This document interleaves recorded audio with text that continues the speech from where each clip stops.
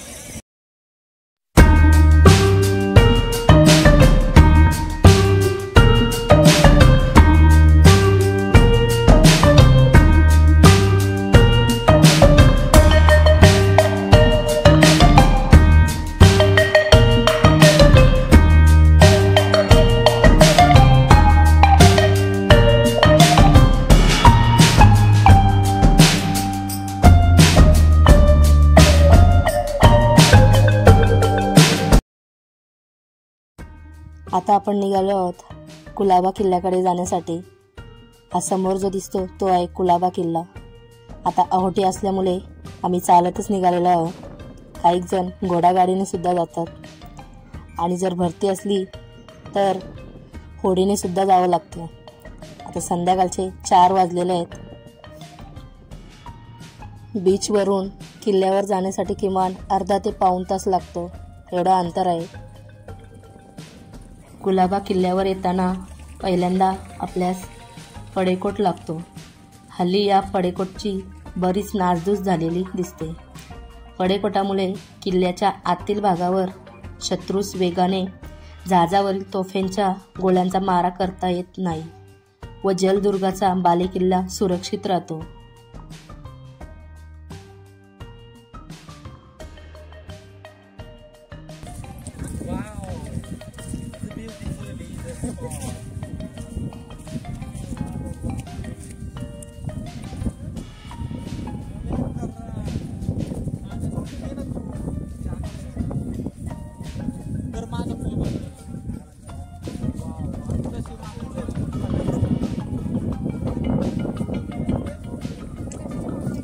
फडेकोटास लागूनच आतील बाजूस वळलेल्या धक्क्यावर उतरून जाताना पहिल्यांदा तर आपल्याला 1-2 बुरुजांमध्ये असलेला भक्कम असा दरवाजा पाहायला मिळतो।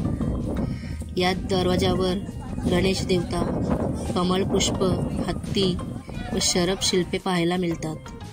भक्कम असा दरवाजा असून आतील बाजूस पहारेकऱ्यांसाठी देवड्या बांधलेल्या आहेत. मुख्य महाद्वारातून आत गेल्यावर आपल्याला एक उभी चौकट असणारा एक भग्न दरवाजा पाहायला मिळतो. या दरवाजावरील भाग पडलेला असून पहिला महाद्वार ओलांडल्यावर लागणारा हा दरवाजा किल्ल्याच्या सुरक्षेसाठी बनवला गेल्याचे दिसते. एखाद्या वेळी शत्रूने प्रथम दरवाजावर नियंत्रण मिळवले तरी हा दरवाजा आतील बाले किल्ल्याची सुरक्षा करू शकेल अशी रचना या दरवाजाची केली आहे.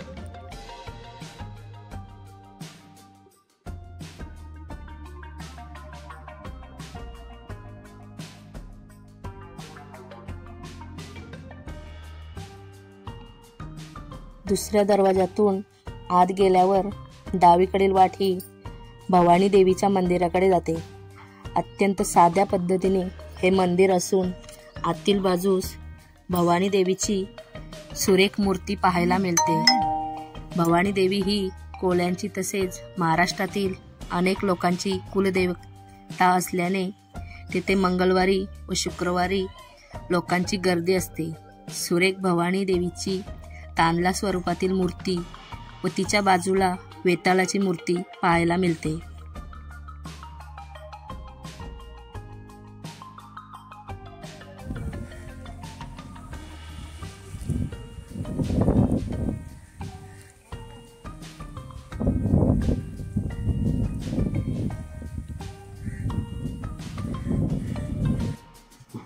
किल्ल्यावर गणपती मंदिराच्या शेजारी आपल्याला एक पाण्याचा तलाव पाहायला मिळतो.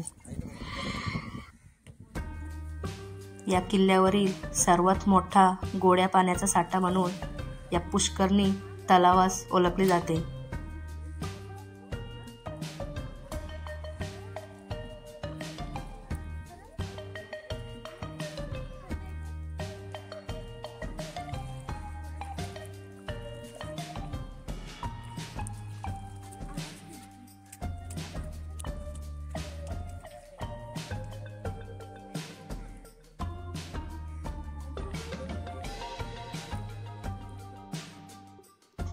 पुष्करणी तलावाच्या जवळच आपल्याला एक सुरेख दीपमाळ व गणपतीचे मंदिर पाहायला मिळते. सभामंडप व गाभारा अशी दालने असणारे मंदिर. यावरील कलश अत्यंत सुरेख आहे. आतील गाभारा चौकटीवरील नक्षी अत्यंत सुरेख असून यातून प्राचीन कलाकुसर दिसून येते. सिद्धिविनायक मंदिरात गाभाऱ्यात संगमवरी सिद्धिविनायकाची मूर्ती, तिच्या शेजारी विष्णू, शंकर, देवी, सूर्य अशा देवतांच्या मूर्ती म्हणजेच पंचायतन पाहायला मिळतात. मंदिराच्या बाहेरील बाजूस सुरेख अशी दीपमाळ कोरीव दगडात केलेली पाहायला मिळते.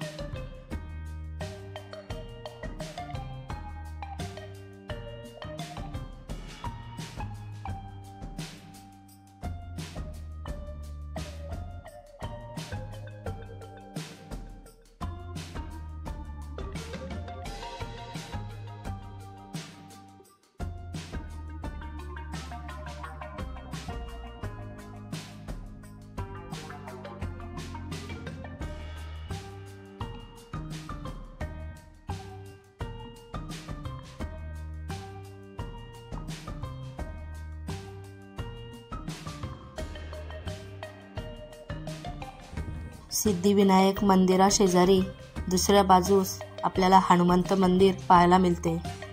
हनुमंताची सुरेख शेंद्री रंगात रंगवलेली मूर्ती आपल्याला पाहायला मिळते.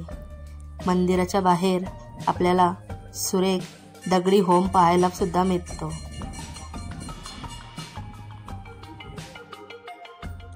किल्ल्यावरून फिरत जेव्हा आपण दर्या दरवाजाकडे जातो तेव्हा तिथे अर्ध कमान असणारी देवळीसारखी रचना पाहायला मिळते. संपूर्ण दगडात चुना भरून जोड देऊन बांधलेली ही जागा पहारेकरी तसेच शिवबंदीतील मावळ्यांना विसावा अथवा भोजन करण्यासाठी बांधली गेली असावी. याच्या वरील थरातील दगड कोरून बसवलेले जाणवतात. कान्होजींच्या घुमटीपासून पुढे जवळच एक अरबी समुद्राकडे लागून एक दरवाजा पाहायला मिळतो. त्या दरवाजाला यशवंत दरवाजा किंवा दर्या दरवाजा या नावाने ओळखले जाते. या दरवाजावर सुरेख शिल्पाकृती केलेली पाहायला मिळते. सुरेख फुलांची नक्षी, विघ्नहर्ता गणेश देवता, संकटमोचन हनुमान देवता, कमळपुष्प व दर्यातील विशाल अशा मगरींचे शिल्प पाहायला मिळते. या दरवाजाजवळ तटबंदी देखील चुना न वापरता हेमाडपंथी बांधणी रचना असणारी एकमेव विशाल शिला ठेवून केलेली दिसते. इतर किल्ल्यांप्रमाणे या किल्ल्याची बांधणी नसून येथे आपल्याला एक वेगळे वैशिष्ट्य पाहायला मिळते. येथील बांधकाम हे बेलसाल्ट खडकापासून केलेले आहे. हे एकमेकांत चुन्याने न जोडता फक्त विशाल खडक एकमेकांवर ठेवून रचना केल्याचे दिसते. त्यामुळे तटबंदीवर समुद्री लाटांची धडक बसल्यावर दगडातील फटीत पाणी जाऊन लाट दुभंगते व त्यामुळे लाटेची ताकद कमी होऊन तटबंदीचे नुकसान होत नाही. तसेच तटबंदीवर आतील बाजूने रुंद मार्ग तटावर बनवलेला आहे. यावरून चालत जाता येते. तसेच तटावर चढून जाण्यासाठी जागोजागी पायरी मार्ग देखील बांधला आहे. हे पाहायला मिळते आपल्याला. कुलाबा किल्ल्यावर तुम्हाला अंधारबाव दिसेल. दगडी चिरेबंदी बांधकाम असणारी ही एक विहीर पाहायला मिळते. यातील पाणी हे पिण्यायोग्य आहे. आजही लोकांची पिण्याची पाण्याची गरज ही विहीर भागवते. गड फेरी पूर्ण करून आल्यावर आपल्याला हे दिसते पद्मावतीचं मंदिर आहे. भग्नवाड्यापासून पुढे चालत आल्यावर ही दोन छोटीशी मंदिरे लागतात. यातील एक पद्मावती मंदिर आहे. तसेच आणखी देवीचे मंदिर देखील आपल्याला पाहायला मिळते. पद्मावती देवी शेजारील असणारी गोळावती देवीचे मंदिर काळात ओघात नष्ट झाले आहे. तिची काळ्यापाषाणात असणारी मूर्ती सुरेख आहे. यामध्ये देवीच्या पायात महिष असून हाती त्रिशूल धारण केलेले आहे.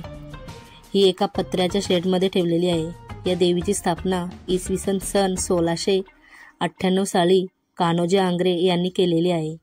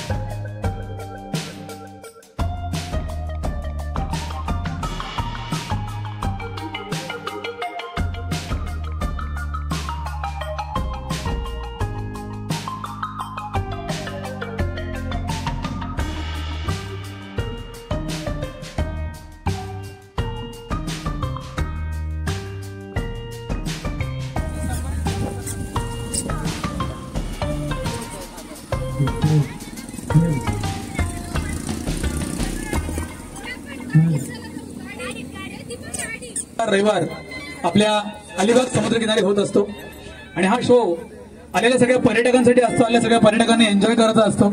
तुमच्यापैकी जर कोणाला गाणी बोलायची असतील तर आपल्याकडे नक्कीच त्यांना संधी दिली जाते.